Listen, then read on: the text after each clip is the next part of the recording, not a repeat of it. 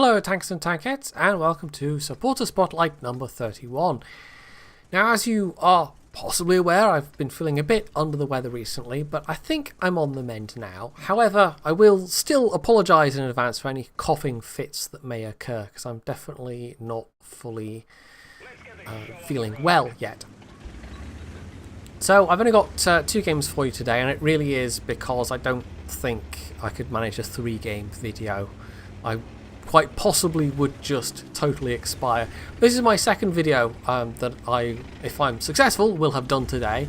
I did one for the second channel earlier, which was a 20-minute video where I managed not to cough once, and then when I attempted to have a go at recording this, well, the first couple of times it did not end well, so I've got my fingers crossed right now.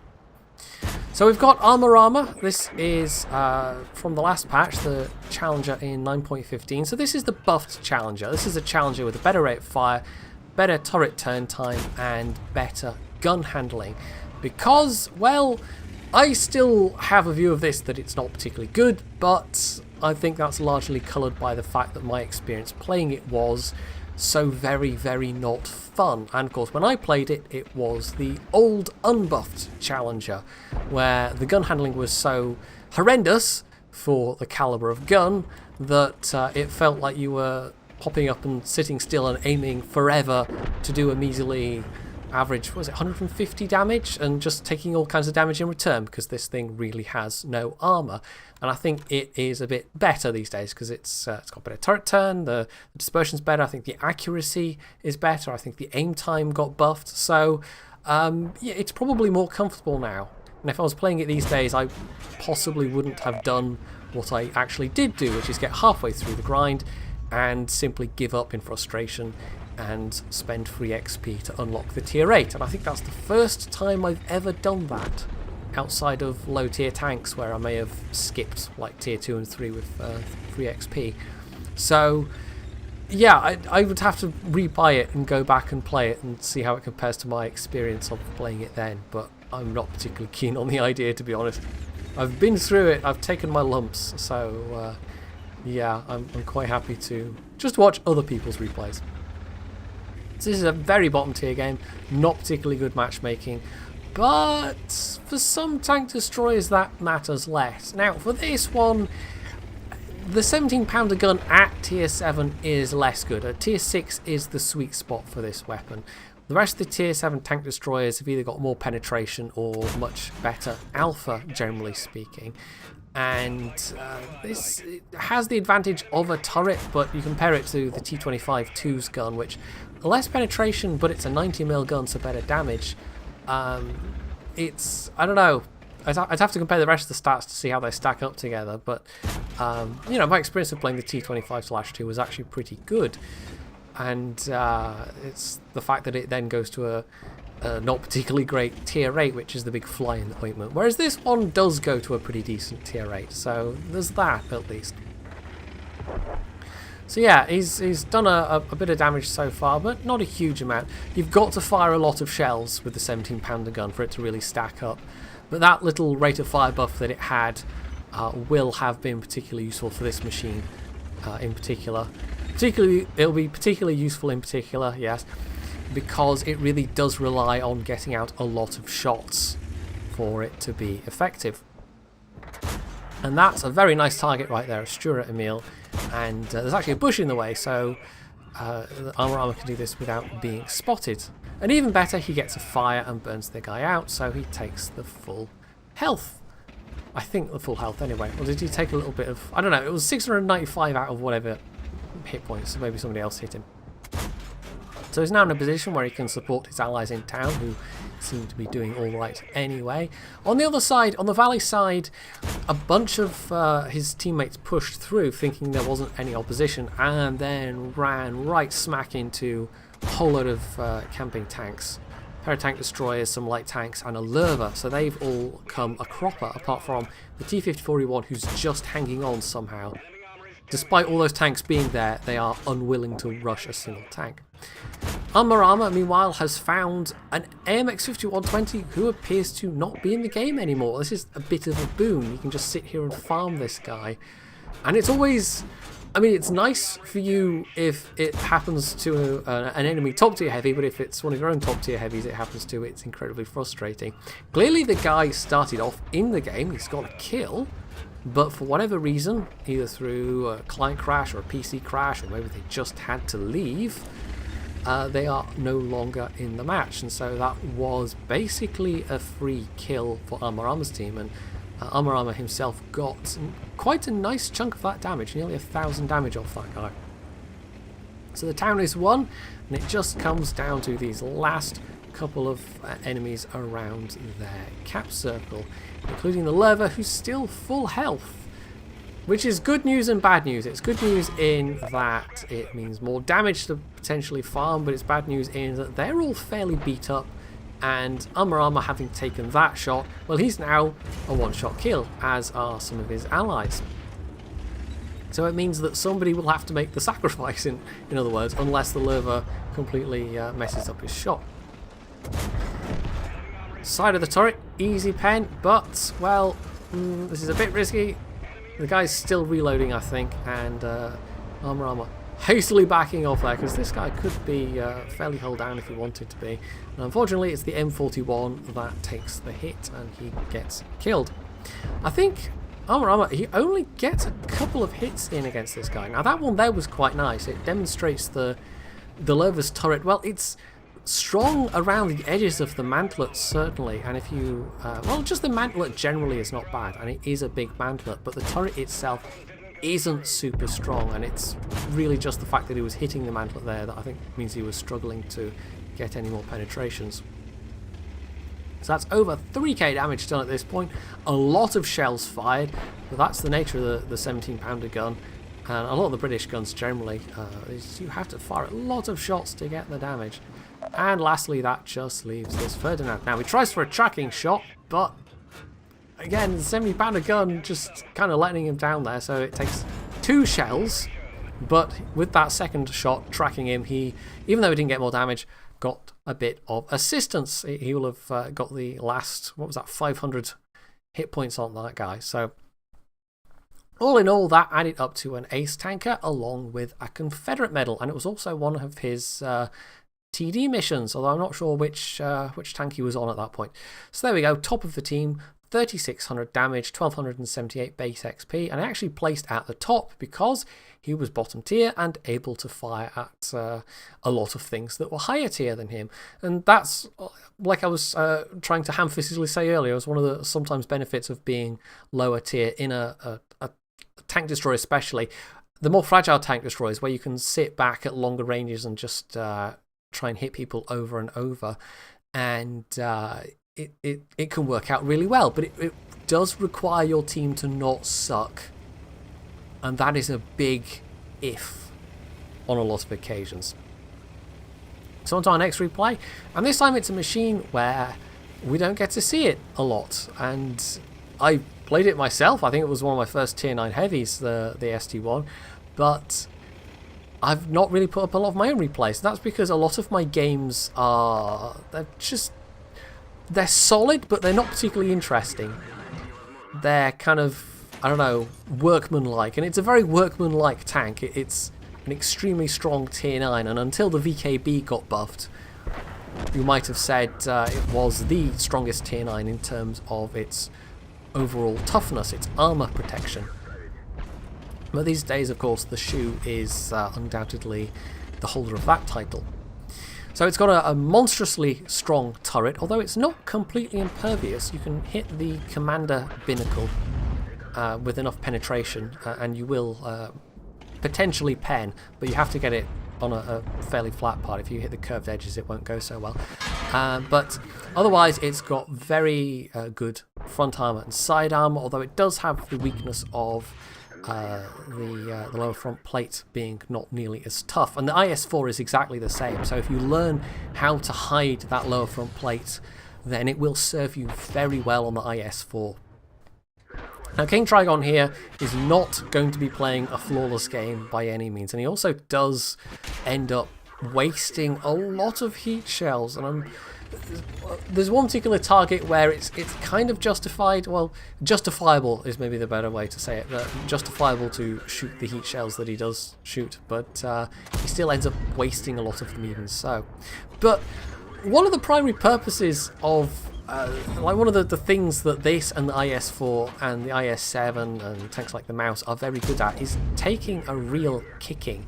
And the fact that there's no artillery in this game means that if he plays at least reasonably intelligently, then it doesn't matter so much if he doesn't do a huge amount of damage. It's his ability to absorb damage that otherwise might have been done to his teammates that is important. But he is actually going to have a decent damage score himself. Having said that, he's going to manage to do both things because it's got a fairly capable 122mm gun. Now he's done some damage already, but as you can see from the mods, and I don't know if it's 100% accurate, but he's already blocked over 4,000.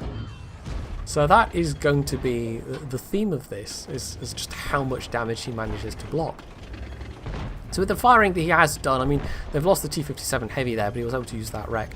The lightweight was able to come up the hill and played a bit of a dangerous game, but with the assistance of allies, he has helped secure the hill. However, he's now running to that 1390, who is probably going to kill him. But that's useful. It means that Trigon can move up with a bit more confidence. 1390 can still pen his sides, but he's got this window to move up to this rock at least, so his side is safe, potentially. But now, of course, having moved up, he's discovered that that's a Jaegeru and a bunch of other things back there. So, yeah, he's going to have to be a bit careful. The Jaegeru especially. If that machine decides to load heat shells, then it could be very nasty. Now, this is the stage where Trigon, and I think he sees the Jagdpanzer 100 and decides, okay, heat shells. Well, at the moment, it's not really necessary. Lower front plate is, it's more than, you can easily pen the lower front plate with the AP is what I'm trying to say. But the Jaegeru armor is kind of troll, and that kind of shot, he's going to take a few of those where it was just never going to pen, and it then becomes a case of, well, how many credits do you want to throw away? But sometimes you just want to win, and you don't care so much about how many credits you throw away. So he's got a couple of tanks behind him, including a tank destroyer on the 0 line. I think that's a Guerrilla 15. No, it won't be a Guerrilla 15. Both of the Guerrillas are in the middle and moving up to the hill, which is useful. You know, they're fragile tank destroyers, but with the lack of artillery, they're clearly feeling confident enough to actually go and contest that area. And the IS-3 is able to climb as well, and that is partly because Trigon is he's poking out, he's baiting their shots, he's actually tanking the damage. He's doing what you're meant to do in tanks like this. He did back off for a moment there. I'm not entirely sure why. It might be that he thought the IS-7 was coming forwards and was going to try and shoot him from a hull down position, but that wasn't the case. Now the Jaegeru has managed to partially conceal himself. I nearly got away with it, but anyway, we're over halfway through. There we go, over halfway through without a cough. Anyway, what was I saying? The Jaegeru managed to partially conceal himself behind that Jagdtiger wreck, and he's now backed off to where he can more be hulled down. But even in that kind of circumstance, you can still shoot the little hat, the little MG cupola on top, and it will pen. It's a bit of a weak spot on the Jaegeru, but it's not particularly a huge target. One of those tanks also is firing HE at him, and I'm not sure if it's the E5 or if it is in fact the Jagdpanzer. And that shot there, again, heat shell, I think it was heat through the superstructure. He could have gone for the lower front plate easily with AP. So it's at the period of the battle where I'm unsure if... later on he switches back to AP, and I'm not sure for how much of this it was intentional that he was shooting heat shells. But I think for at least the part where he's concentrating on this enemy Jagdpanzer 100, I think it is entirely intentional that he's shooting heat shells. So a bit of angling on the Jaegeru, and he really can't pen this guy when he's angling like that, even with a heat shell. The superstructure armor is extremely tough. So I personally would have just held my shot there and maybe tried to wait for the E5 to pop out or something like that, but Yeah, he's maybe a bit wary about, however, sticking around too long, because if it is the Jagdpanzer 100 firing HE at him, then yeah, each individual shell won't do that much damage, but it'll add up. And I've been in situations where you've got a like an what was it, an E100 or an IS-7 or something. I think it was an IS-7 and I was in an E100 and they were fully hull down. They were several hundred meters away. There was just no way I was going to get them with AP or heat shells, and so I switched to HE and I just wore them down with shot after shot after shot, and they got really annoyed, but it worked. It was a slow process, but they were unwilling to move. They were just sat there hull down, and so HE it was. So in these higher tier tanks, HE is not always a completely stupid choice, but it just depends on the specific circumstances that you're facing. Now the E5 is still fairly high health. He can survive a hit from the E5 potentially. The Jaeger obviously he can't. And there are tanks on the other side of the map that they might have to worry about coming up behind them, but they've got a bit of a window. The fastest of the tanks that was on the other side was the Jagdpanther 2, and actually it looks like they are, instead of coming up behind them, maybe trying to cap this out. Now in poking round there, he has, I mean, he's given up his advantage at this point, King Trigon. He has come out into a position where, okay, he's much closer. His armour is still really good, but he can't hide his lower front plate anymore, and it makes it, at these closer ranges, a lot easier to get those weaker areas of armour. So there we go. I think he was actually aiming for the lower front plate, and it might have gone into the superstructure, because it was a bit of a snapshot, but yeah, if it hadn't been heat, then it probably wouldn't have penned in that case. Anyway, we're coming awfully close to being captured right now. We've got a bunch of tanks that have scrambled to go back. It probably is the Jagdpanther 2 and the T-34. There we go, the Jagdpanther's just been spotted.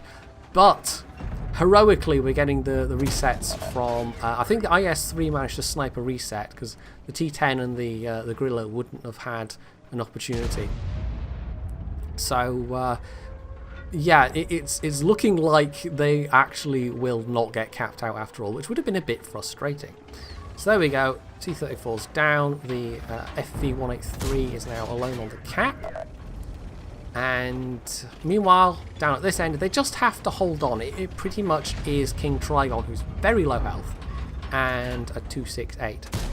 And that was incredibly unlucky. It was a bit of a snapshot, but yeah. This is a stage where he easily could have been shooting AP. And I think it might be unintentional that he was shooting heat shells, because he's basically going to shoot nearly all of his heat shells. And there we go, he's switched to AP, possibly realising that the heat is slightly unnecessary, because the E5 is not, armour-wise, in a hugely fantastic position. However, Trigon himself is not in a fantastic position, and I think he realises this, so he's hastily backing up, trying to deny this guy shots on his lower front plate.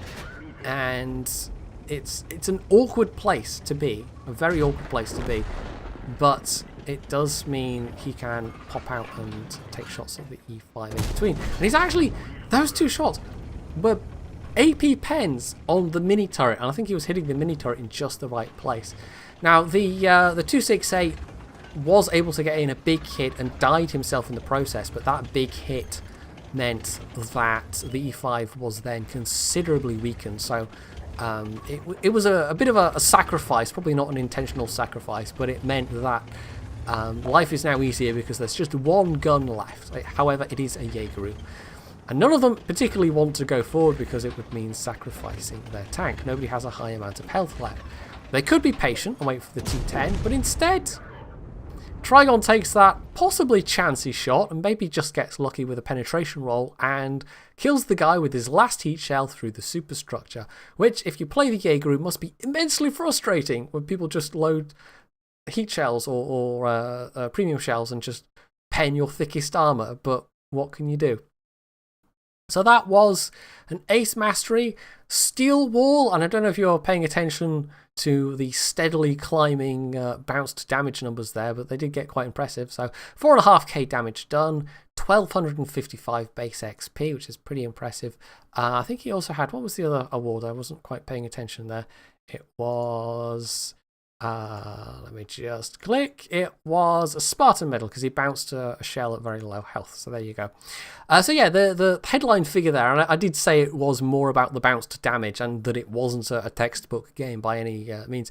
But yeah, 8,380, and that doesn't even, of course, count the stuff that went into his tracks. So yeah, that was a pretty good game from an armor use point of view, and it even so, still wasn't perfect, but it was pretty good. However, having shot all those heat shells meant that he lost nearly 30,000 credits, so a bit of an expensive game, but he was trying for a mission in this one. He again, this is a thing that links both replays, he got HT12 in this case, which was bouncing at least triple the hit points of your vehicle and doing 2,000 damage of your own, and he did that with ease. So I think as far as he was concerned, probably mission successful. So there we are, I've made it all the way through to the end. I only actually coughed once, which is a considerable improvement on the previous 3 attempts at doing this video. So yes, hooray, there will in fact be a video tomorrow after all. Well, today. This is today's video. You know what I mean. I record these the day before, and then, yeah. Anyway, I've had to explain now, and that just, makes everybody confused, possibly. So hopefully you've enjoyed this, and if you have, you can leave any comments below. You can hit the like button. You can sub to my channel if you haven't already. And, as always, stay tuned for more.